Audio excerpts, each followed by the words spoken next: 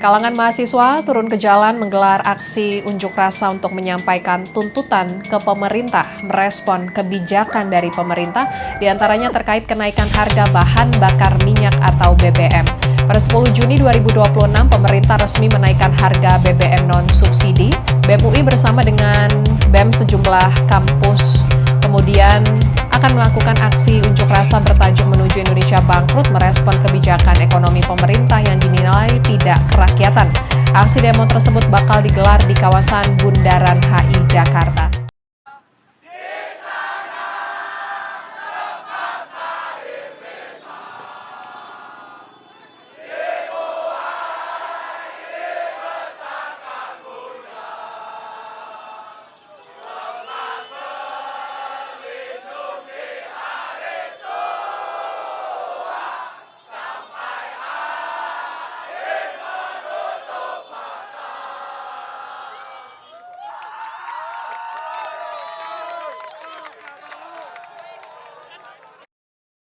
Gelombang perlawanan terhadap berbagai kebijakan pemerintah yang dinilai tidak berpihak kepada masyarakat menggelinding.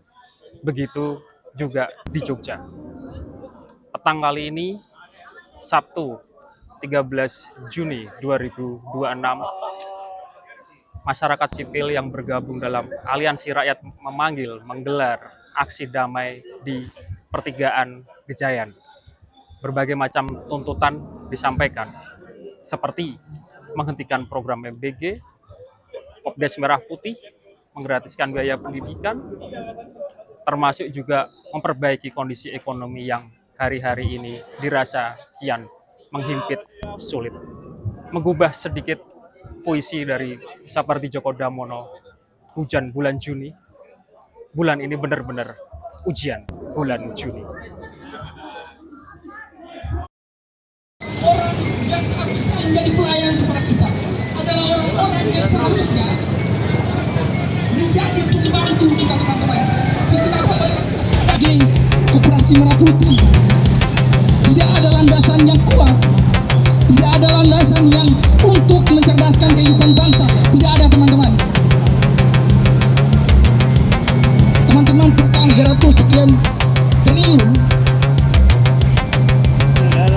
APBN kita atau uang rakyat dimakan oleh mereka, teman-teman. Problematika yang terjadi di negara, ada begitu banyak masalah-masalah yang dikeluarkan oleh pemerintah tadi, tapi tidak pernah diselesaikan, teman-teman. Mulai dari perampasan aset di Kalimantan, mulai dari perampasan aset di Papua. Kita hadir di sini, teman-teman, sebagai bentuk perlawanan kita terhadap pemerintah, teman-teman. Kita hadir di sini, teman-teman.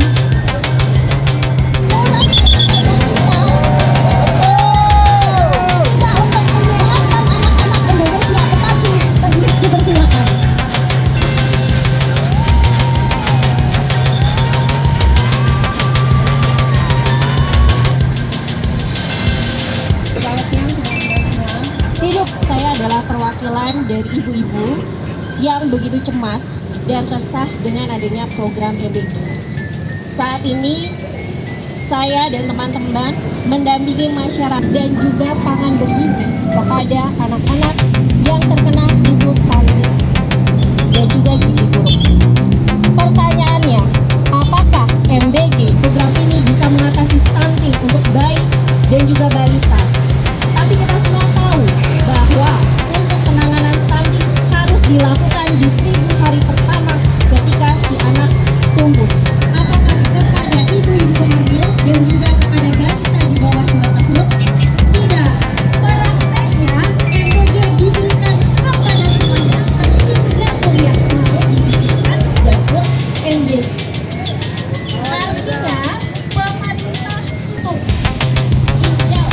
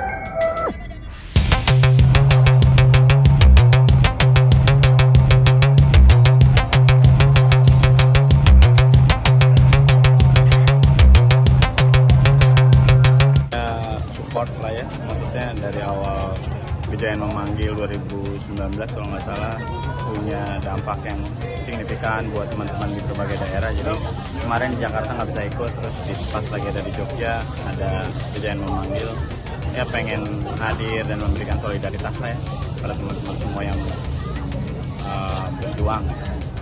Terkait dengan tuntutannya gimana Mas? Setuju. Iya, saya belum dengar persis, tapi kalau dari media sosial kan hampir mirip lah ya dengan 5 tuntutan yang di Jakarta gitu. Secara garis besar, ya setuju lah, emang udah jadi kemarahan publik gitu ya. Gerakan yang harus dirawat gitu ya kali ya, diasah agar enggak dirawat, agar enggak ngempos di tengah jalan gitu, karena ini saya pikir ini permulaan dari sebuah gerakan masyarakat yang lebih terkoordinasi. Mas, kalau sendiri melihat kondisi bangsa ini seperti apa? Selama ini kan cukup vokal juga ya, dengan RK-nya, dengan individunya sendiri, mengkritik pemerintah juga. Persoalan apa sih Mas yang paling fundamental sekarang ini? Ya semuanya banyak ya, kayak korupsi, masyarakat mengkritik MBG, lalu Koperasi Merah Putih itu nggak didengar, lalu sejak izin tambang, dan misalnya udah ada bukti jelas bahwa konflik bencana di Aceh waktu itu disebabkan oleh pembalakan yang eksploitasi lingkungan, itu juga nggak ditindaklanjuti dengan baik. Lalu krisis masyarakat di wilayah tambang juga mengalami problem. Lalu yang kita lihat di Pesta Babi, masyarakat Papua sampai sekarang masih mengalami perebutan hak tanah mereka gitu ya. Itu jadi semuanya menumpuk menjadi satu kemarahan yang ya kalau saya bandingin sama 98 mungkin hal-hal seperti ini mesti dirawat dan muncul mingguan, bahkan ini rasanya masih 96 sih. Mas, kalau menanggapi kemarin upaya penyekatan dari kepolisian agar masa aksi berkumpul di Bundaran HI, gimana sih Mas kalau menurut Mas? Ya upaya kayak gitu kan dilakukan terus-menerus ya, bukan hanya saat itu aja, tapi sebelum-sebelumnya juga sama gitu ya. Masa ketua-ketua BEM ada yang dipecah, BEM dipecah gitu ya.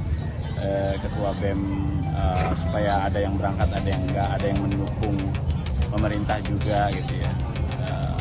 Tetapi saya pikir masyarakat harus bisa mengenali lah dan mengasah kepekaan untuk terus berada bersama masyarakat ya. Karena memang krisisnya udah semakin menggila gitu ya, dengan dolar semakin tinggi, yang keuangan negara udah nggak bisa menampung lagi subsidi gitu ya. Jadi kenaikan harga bahan bakar juga mempengaruhi kemarahan publik pastinya, dan semoga konflik horizontal antara masyarakat lebih bisa dihindari gitu, karena ya dengan adanya buzzer itu jadi lebih memungkinkan terjadinya konflik antara masyarakat dengan masyarakat. Itu sebenarnya sih yang disayangkan gitu.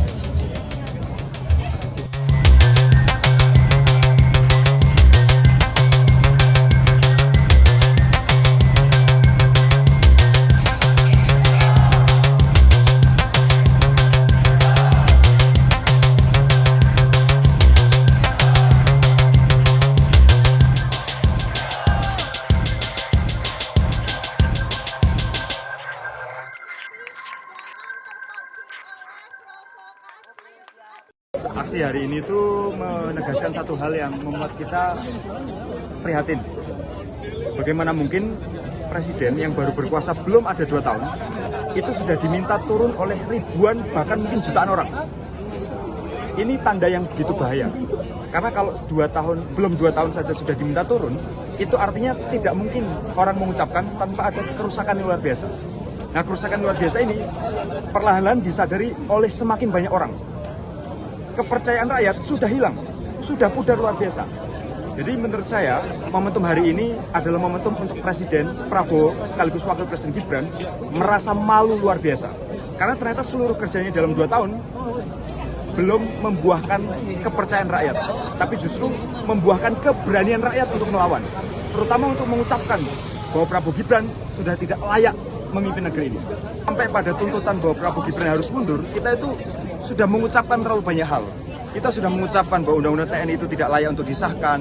Kita sudah ucapkan bahwa MBG itu adalah maling berkedok gizi.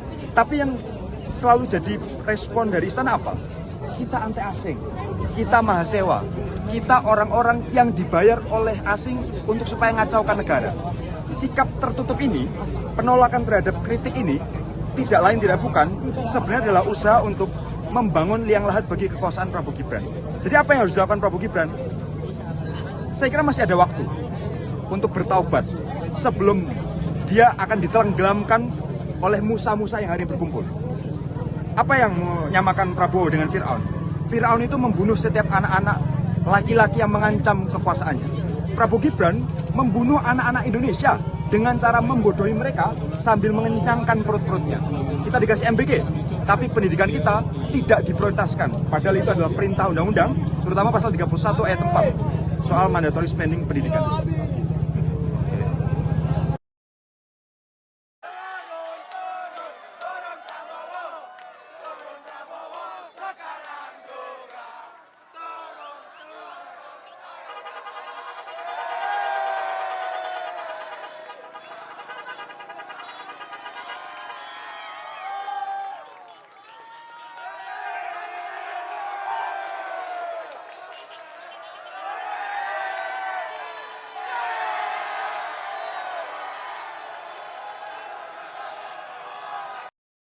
Mas Tio, Oh ya, selamat sore. sore. Apa yang Mas Tio rasakan akhir-akhir ini terkait dengan kondisi ekonomi yang terjadi di Indonesia, terlebih di Jogja? Agak sulit mas, sulit nggak beda sama kayak pas dulu-dulu itu mas.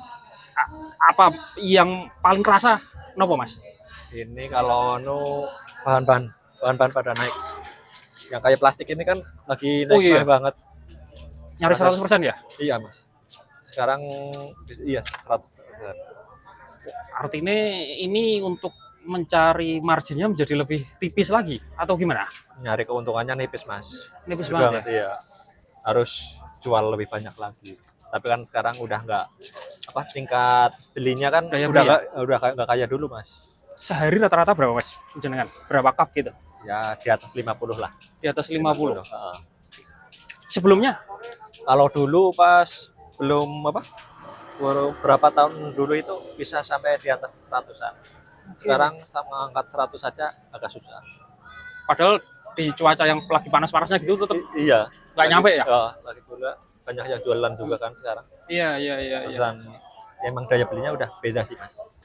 Iya. Yang kalau dulu orang-orang yang biasa itu banyak yang mau beli. Sekarang udah nggak, paling orang-orang yang kayak anak kuliah masih mending kan, ekonominya dari orang tua kan masih pada mending. Tapi yang kelas bawah enggak. Apalagi dengan kemarin harga Pertamax naik itu bikin ngefek nggak sih Mas? Ngefek banget mas. Ngefek banget ya? Iya. Di beberapa pom bensin di Jogja ini kan antrinya jadi tambah banyak banget, panjang Iya. banget nih Pertalite ini. Iya benar. Dan kalau nggak pengen antri ya harus Ya. beli Pertamax gitu. Iya. Dan Pertamax harganya udah naiknya, 16 apa ya? iya sekarang 16.250 kan gitu. Iya. Itu bagi Mas Tio sendiri, cara nyikapinya gimana Mas dengan kondisi ekonomi saat ini? Iya. Berhematkah? Paling hemat-hemat juga tetap harus Nggak bisa ya? nggak bisa. Sekarang apa mahal ya mas? Tetap pengaruh ke belanja lain pun tetap ntar naik lagi mas. Kalau pasti ini Padahal Mas Tio di sini ngekos ngontrak ngekos. dari Banjar ya? Iya Banjar ngekos. Kos-kosan naik Mas harganya? Ini belum Belum ya? belum. Ada Ya, di kisaran berapa Mas sekarang kos-kosan tuh? apanya? Harganya? 650 sama listrik, terus dan sampahnya 60 jadi 710. 700 sebulan ya? Heeh. Artinya 700 itu harus ada setiap Harus ada, bulan iya. untuk dibayarkan untuk tempat tinggal. Iya benar. Ada saran Mas dan masukan buat pemerintah dengan kondisi akhir-akhir ini? Mending ganti menteri-menterinya aja sih. Iya. Oke, Ya oke. banyak itu ya Mas. Yang apa? Nggak bener ngatur-ngaturnya itulah. Oh, gitu ya. Iya. Siap, siap. Oke, terima kasih Mas Iya, Dio. Mas. Semoga kondisi kita cepat kembali Baik, pulih. amin, amin. Kondisi ekonominya semua menjadi pulih kembali, Amin, ya, terus semoga cari duit aja. gampang. Ya, Dan semoga kayak dulu lagi lah. ya, kita sejahtera bersama. Terima kasih Mas. Ya, amin, amin.